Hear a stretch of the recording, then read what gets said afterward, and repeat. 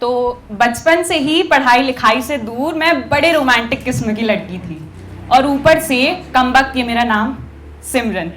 तो भाई DDLJ के बाद तो मानो हर राज नाम के लड़के में मैं अपने राज को ढूंढने लगी थी। एक बार इसी चक्कर में दिल भी तुड़वा बैठे थे और ठान लिया था कि यार अब तो मोहब्बत नहीं करेंगे, बस किताबों से दोस्ती रखेंगे। पर ये दिल कहाँ सुनने वाला था। तो क्लास 12th का वो पहला दिन और क्लास में एंटर होते ही ये दिख सिमरन आ गई कहकर पूरी क्लास का चिल्लाना।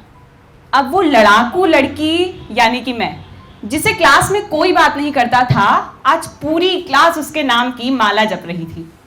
क्लास में मेरी इकलौती दोस्त शालिनी भागती हुई मेरे पास आई और यार तुझे पता है क्लास में राज नाम का कोई हैंडसम सा लड़का है और तब से सब तुम्हारी ही बातें कर रहे हैं।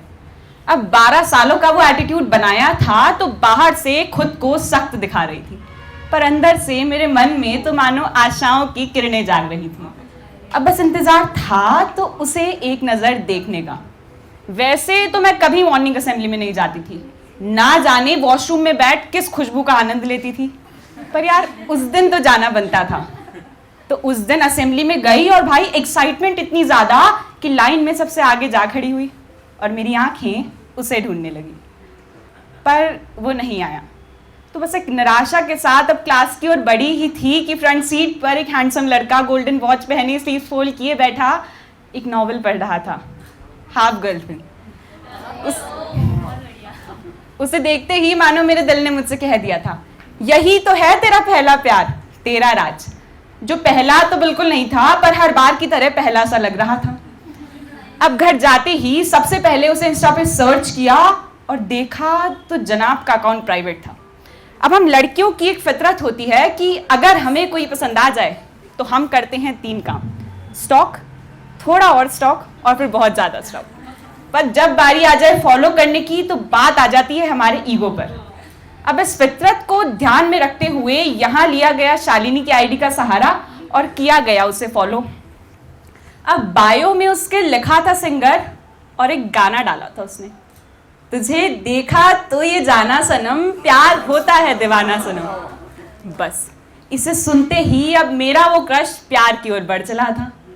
तो एक दिन था बरसात का मौसम और क्लास में आए थे सिर्फ 8 बच्चे। अब हमें तो हो गई थी मोहब्बत, तो हमारा आना तो बनता था। और उस दिन किस्मत ने भी मेरा साथ दिया और राज भी आ गया।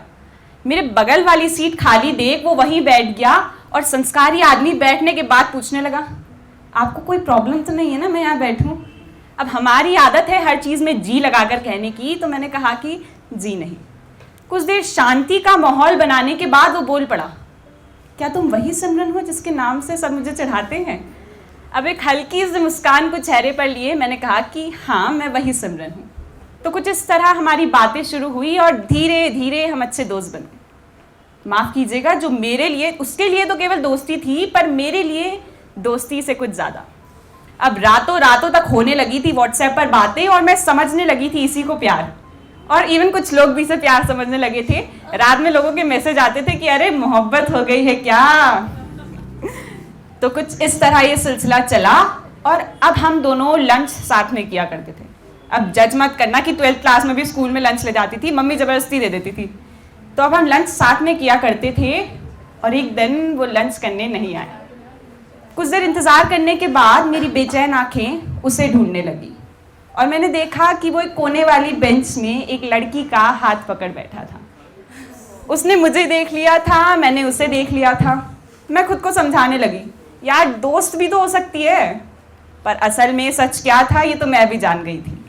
इस दिन के बाद से उसने मुझसे कभी बात नहीं की और ना मैंने कभी बात करने की कोशिश की। बुरा तो लगा था, हाँ बुरा तो लगा था, पर विश्वास था कि चल राज नहीं तो कोई और ही सही।